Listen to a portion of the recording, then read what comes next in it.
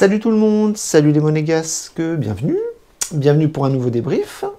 Alors pour commencer, eh bien, je voudrais m'excuser pour ne pas pu avoir débriefé Montpellier, mais j'étais dans le sud de la France, donc j'étais en vacances, j'étais du côté de Marseille, d'Aix-en-Provence, enfin, vous connaissez la région.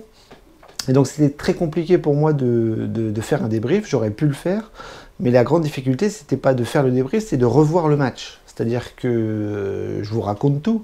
Je suis abonné à Amazon Prime et quand les matchs sont sur Canal, et malheureusement Monaco a enchaîné les deux matchs sur Canal+, j'arrivais pas à faire les replays, j'arrivais pas à les revoir. Donc contre Montpellier, j'ai pu voir la première mi-temps, mais j'ai pas pu voir la deuxième mi-temps. Donc forcément, j'avais pas débriefé un match que j'aurais vu qu'à moitié.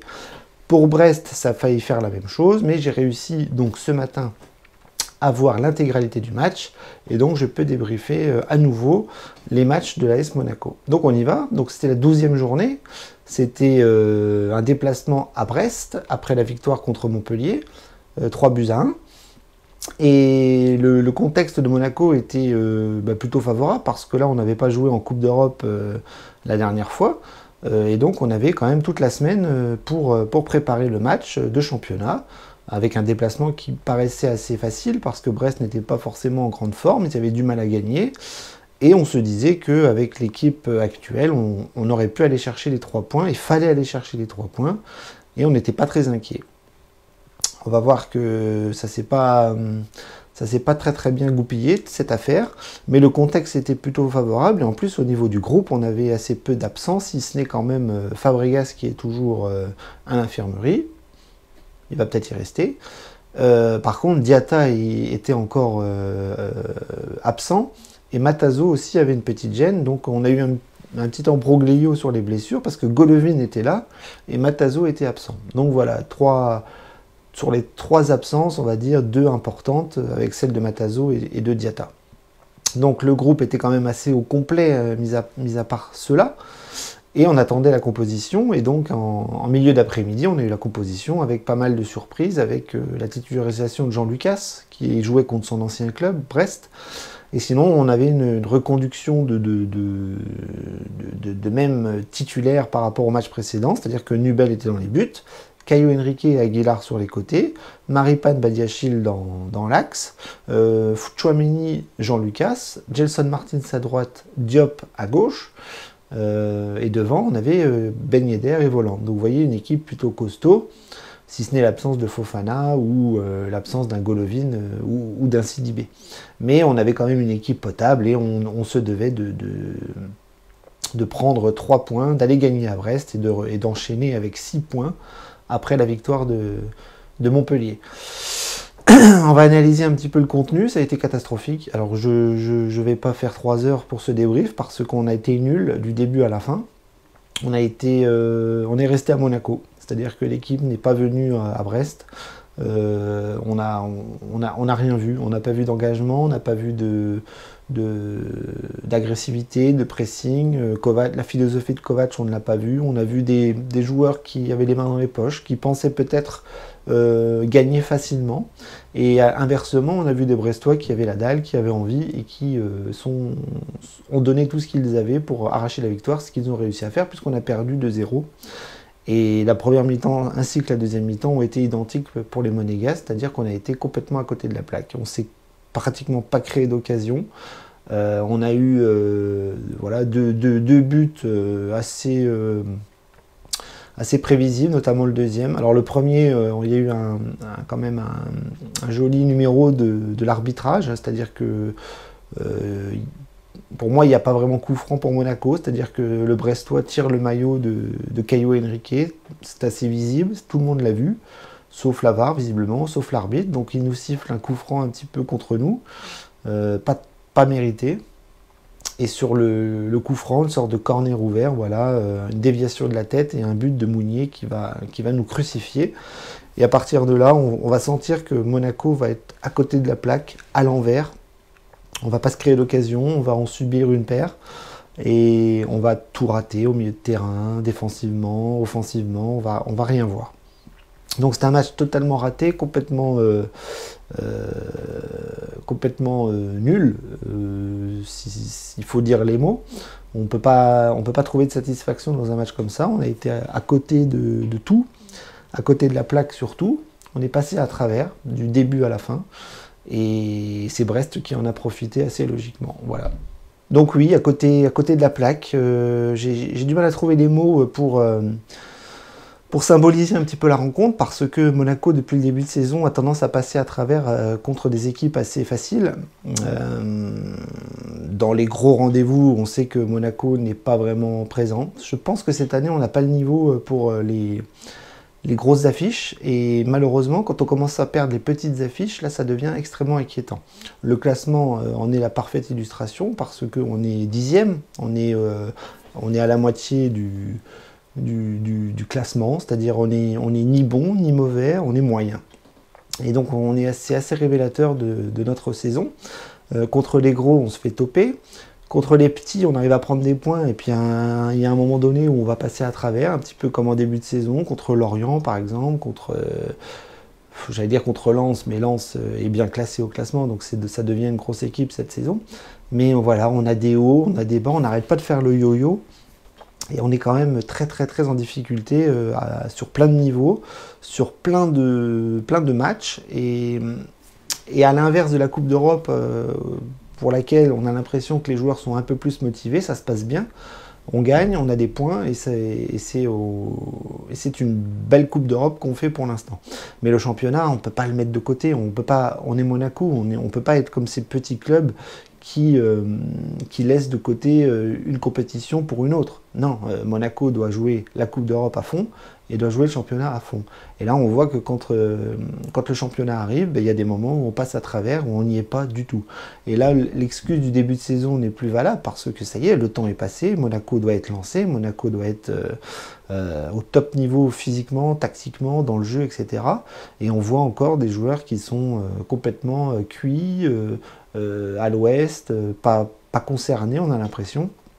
Et ça, c'est pas normal. C'est-à-dire que Kovac n'arrive pas à retrouver une dynamique positive, et n'arrive pas à retrouver l'élan qu'on avait l'année dernière, j'allais dire au même moment, non, parce que l'année dernière, on avait commencé à cartonner à partir de janvier, mais on perd trop de points. On perd trop de points, et le match d'hier est la parfaite illustration de ce malaise qui persiste en championnat.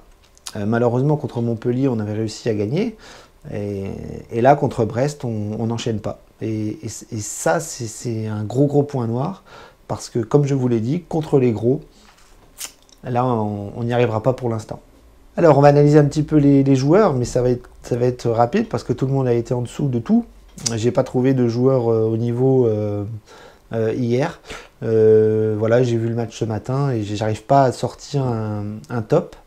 Je n'ai pratiquement que des flops. Même l'entraîneur, j'ai envie de le mettre dans les flops, parce que ces changements n'ont rien apporté. Donc Nubel n'a pas eu grand chose à faire, il a pris 2 buts, il se fait crucifier, sur le premier but il sort pas dans les airs, il attend, mais au deuxième poteau il y a quelqu'un et ça rentre. Sur le deuxième, c'est la défense qui le lâche, parce qu'on attaquait, et puis sur un contre, on l'a vu arriver. Donc il se fait crucifier, il peut pas vraiment faire quelque chose. Et puis dans le reste du match, il n'a pas eu vraiment beaucoup d'arrêts à faire. Il en a eu un à faire sur une mauvaise relance et une frappe directe près du poteau. Mais voilà, beaucoup de frappes brestoises non cadrées. Voilà, pas grand chose à dire sur Nubel, si ce n'est que j'aimerais qu'il sorte un petit peu plus sur l'aspect aérien. Défensivement, ben voilà, on a pris l'eau sur les coups de pied arrêtés, sur les phases offensives brestoises. On n'a pas été très bon. Caio Henrique a eu du mal il s'est fait beaucoup bouger derrière. Sur les offensives, il a raté ses centres. Et à un moment donné, il rentre dans la surface. Au lieu de centrer, il frappe, il la met à côté. Donc Caio Henrique un petit peu à côté de la plaque aussi. Il a pris un carton jaune. Beaucoup de joueurs monégasques ont pris des jaunes. Il y a eu beaucoup de fautes dans ce match. Ça a été haché. Ça a été un arbitrage pas bon. Ça a été un match vraiment extrêmement désagréable à regarder. Aguilar a essayé aussi, mais il a été limité aussi dans ses offensives. Il a beaucoup défendu, il a essayé de mettre du rythme, mais ça a été un peu stérile. Donc au niveau des latéraux, ça a été très peu de choses positives à retenir.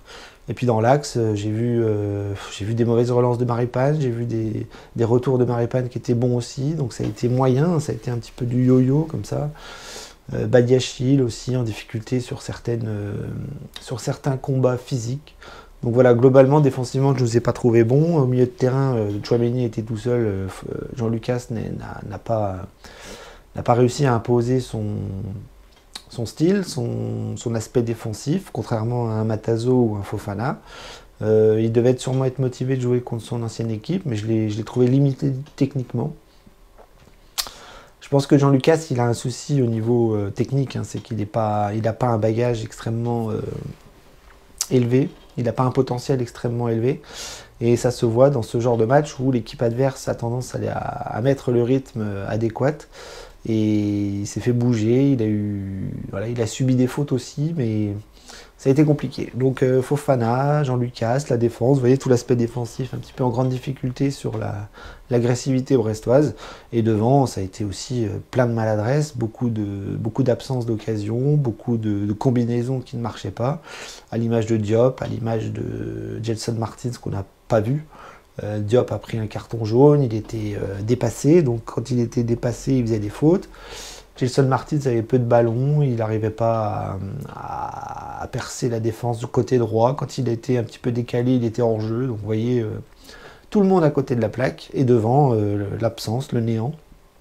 Ben Yedder et Voland totalement isolés, pas de ballon, pris dans la tenaille brestoise, physiquement bougé.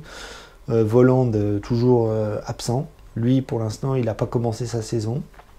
Si on attend le mois de janvier 2022, ça va être long. Mais ça marche pas. Contre Montpellier, on avait vu de jolies choses. Et puis là, ça recommence. C'est-à-dire que face à une équipe motivée, eh bien, les attaquants monégasques sont absents. Au niveau des remplaçants, ça n'a pas fonctionné. Kovac a fait des changements qui n'ont rien amené. Boidou est rentré à la place de Diop, ça n'a pas marché. Jacobs n'a pas fait une bonne rentrée. Techniquement, comme Jean-Lucas, très très faible. Golovin, il est rentré un petit peu, on l'a pas vu. Sidibé, enfin voilà, ils sont tous rentrés, mais ça n'a rien apporté puisque globalement toute l'équipe a été à côté de la plaque, est passée à travers, est restée à Monaco. Et du coup, le résultat en est la parfaite illustration et c'est tout à fait logique que Monaco se prend 2-0 sur le terrain de Brest. Voilà. Bien, ben on va faire le bilan de cette semaine qui n'est pas bon. La semaine dernière, ça s'était bien passé. On avait enchaîné le PSV Eindhoven et Montpellier. Et là, une semaine sans Coupe d'Europe, ça se passe mal. Un déplacement à Brest raté, 0 points. Un classement qui nous met dans une position extrêmement moyennasse. Donc voilà, l'objectif est raté. Maintenant, on va enchaîner la semaine prochaine avec deux matchs, de nouveau la Coupe d'Europe et de nouveau le championnat. Et là, il va falloir se réveiller parce que l'enchaînement en championnat ne fonctionne pas. Il fallait 6 points, on n'en a que 3. Et donc ça ne va pas. La semaine prochaine, donc jeudi, on reçoit le PSV Eindhoven. Ça va être encore une grosse affiche. Je pense que les Hollandais vont être assez revanchards par rapport au fait qu'on les a volés la semaine d'avant. Le petit hold-up 2-1 leur avait fait sûrement très très mal, donc ils vont sûrement arriver avec beaucoup d'envie, beaucoup de combativité, et nous il faudra répondre à ça en ne perdant pas et en continuant de prendre des points dans ce mini championnat d'Europa League qui pour l'instant se passe bien. Et la difficulté après ça va être Reims, parce que je pense qu'on se redéplace encore une fois, on va au stade de Reims qui vient de perdre là ce week-end, j'ai vu ça, et il va falloir faire comme contre Brest. Donc si on y va les mains dans les poches, ben on ne prendra pas de points. Par contre, il faudra y aller avec une autre mentalité, et il faudra ramener 3 points de Reims qui sont pratiquement indispensables aujourd'hui pour regrapper un petit peu des places au classement, qui pour l'instant, lui, le classement n'est pas bon. Voilà, on est 10e, on ne sait pas notre place, et on a besoin de points. On arrive à la 13e journée, et on ne peut pas...